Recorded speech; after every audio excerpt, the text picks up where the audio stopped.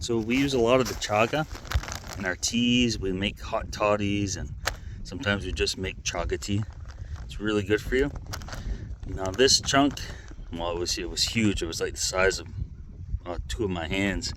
We harvested that a few years ago. We just have a little left. So where we found this, there was a smaller one growing there. So I'm gonna go see if it's grown enough for me to harvest it so we can replenish this.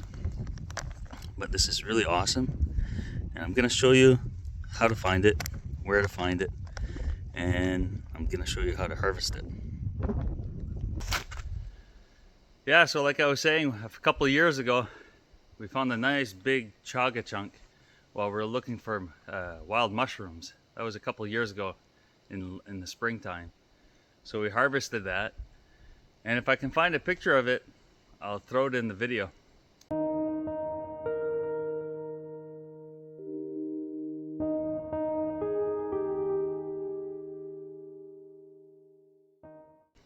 So I'm gonna see if I can find that same spot, because like I said, we had seen another smaller chaga chunk, so hopefully it's big enough for me to harvest today. So I'll go check that out.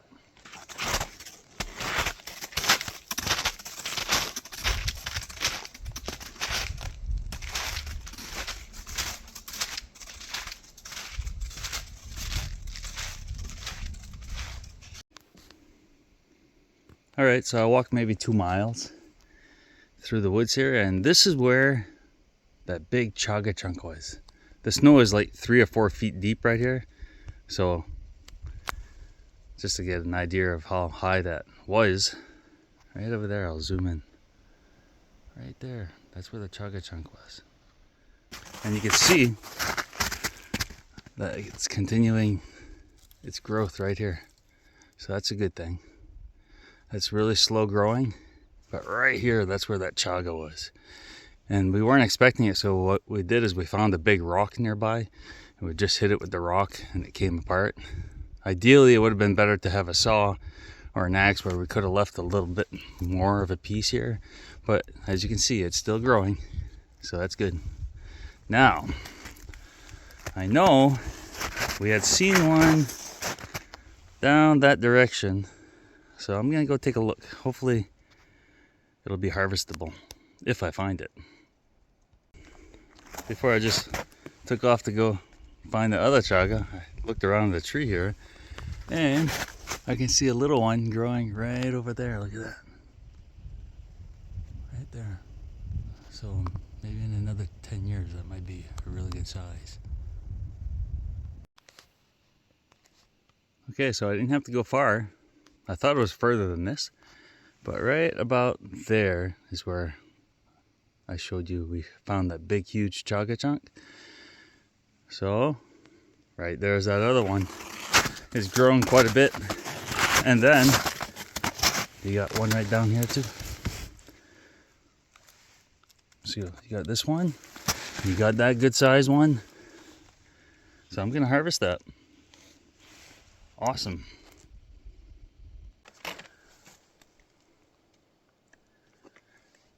All right, so I brought an axe with me. I also brought a plastic bag, so I'll put my chaga in the bag when I'm done with it. So I'm gonna try to keep, I see there's a piece right here, so even if I knock that whole piece, there'll be a section still here so it can continue to grow. Let's try this out. Oh. Yeah, look at that. Oh, perfect too. There's enough here that it'll continue to grow. For in a couple, maybe it grows really slow. That's why they say you only find chaga on the bigger trees, because it's such a slow growth fungus. So you'll only find the good harvestable ones on the bigger trees. You'll find them on white birch and yellow birch. So look at that. Awesome. Yeah, let's see, I'll try to get these as well.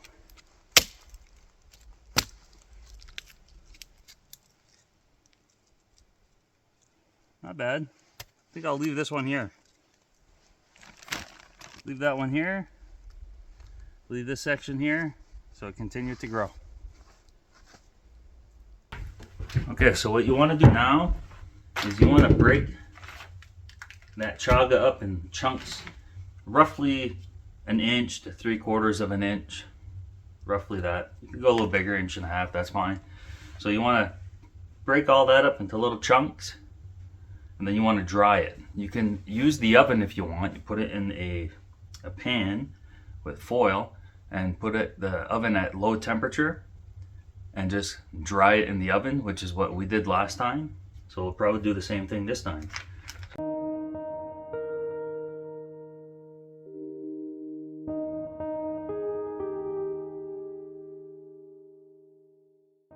So now what you want to do is just break that up into chunks. I usually use a hammer. It works pretty good. See, just like that. Just into little chunks like that. This one's soft enough you can even just use your hand. Break into the chunks. That way there, because that's wet in there. It's moist. So you want to dry that out.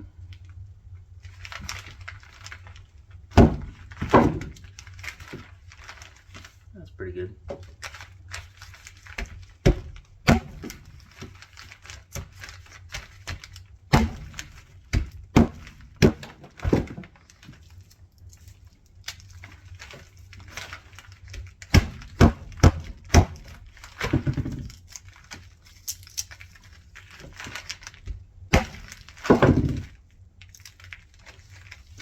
That's what you want, something that size.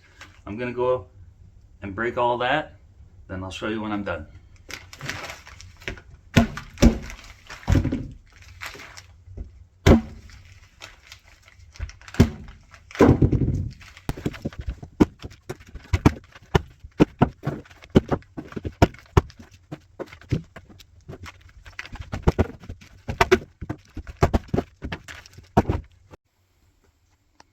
Alright, so that only took me maybe 5 minutes, if that. It's a lot easier to break apart while it's still moist.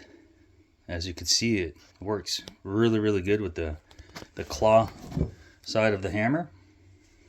And that's what I got out of those 2 chunks.